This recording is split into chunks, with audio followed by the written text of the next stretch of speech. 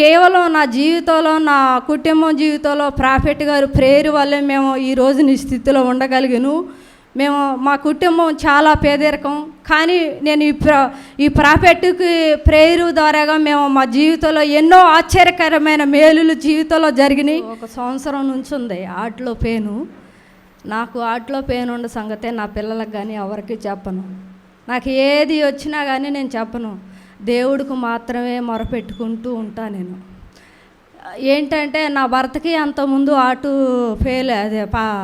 Surgery చేశారు. నా విషయం చెప్తే వాళ్ళకి కూడా చాలా బాధాకరంగా ఉంటుంది.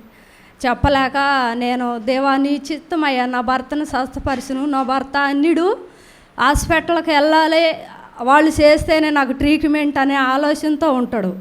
కానీ నా పరమ తండ్రి ఉన్నాడు, నాకు ప్రాఫెట్ ప్రేయర్ చేస్తే నేను విడిపించబడతావు అనే ఆసక్తే ఉంటుంది నాకు ఎప్పుడు. నాకు ఏ సమస్య వచ్చినా అదే ఆసక్తి, ఏది ఉండదు.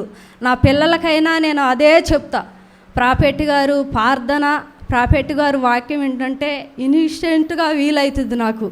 ఆయన ప్రేయరు తన దగ్గరే చేపించుకోకపోయినా ఇంట్లో లైన్ వింటున్నా కానీ నేను విడిపించబడతా ఉంటా. ప్రతి క్షణం నేను చదువు రాదు, ప్రతి క్షణం నేను వాక్యమే వింటూ ఉంటా. వాక్యం వినుట వలన విశ్వాసం అనేది అదే నా జీవితంలో ఆశ్చర్యకరమైన జీవితం. నాకు పోయిన సండే ప్రాఫెట్ గారు ఆరాధన చేస్తున్నప్పుడు పరిశుద్ధాత్మతో నింపబడుతున్నారు.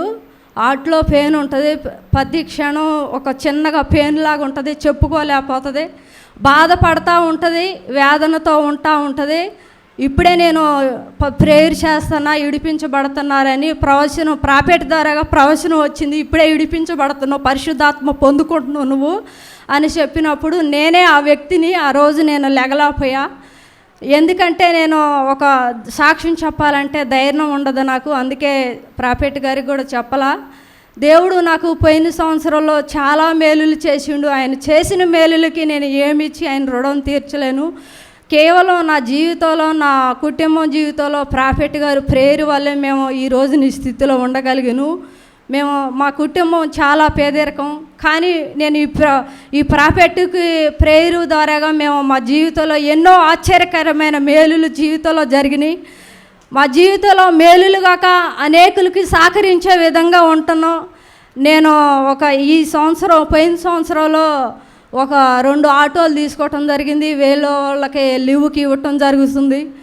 వాళ్ళు ఆశ్చర్యకరంగా దీవించబడుతున్నారని ఎదట వాళ్ళు కృంగదీసిన ప్రభా నీ చిత్తమయ్యా, నాకైతే తెలియదు, నా భర్తకు తెలియక తీసుకుండేమో, మరి నువ్వు నడిపించాలి అయ్యా, ఆటో విషయంలో కూడా సహాయం చేస్తాను, మా జీవితంలో గొప్ప మేలులు చేసిను, మరి ఈ నూతన సంవత్సరంలో కూడా మాకు మంచి ఆరోగ్యాన్ని ఇచ్చిను అని నేను ఎంతగానో రాత్రి ప్రాఫెట్ గారు లైన్ చెప్పినప్పుడు ఎంతో ఆశ్చర్యకరంగా ఆ లైన్ వినుకుంటా ఆనందంగా నేను ప్రాఫెట్ ప్రేయర్ చేసి ఆఖరి ప్రేయర్ వరకు కూడా నేను చూడటం జరిగింది.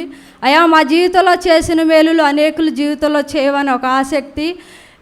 ఈ పరిచర్యకు రావటం ద్వారాగా ఎన్నో మేలులు పొందుకున్నాం. మేమే అన్ని మేలులు పొందుకున్నప్పుడు ఆయనకి నేను ఏమిచ్చి రుణం చేసిన ఈ పరిచర్యకి ప్రవర్తకి నేను ఎప్పుడు రుణపడి సాక్షిగా బ్రతకాలని నా ఆశ. చిన్న సాక్ష్యం దేవుడు దీవించునుగా.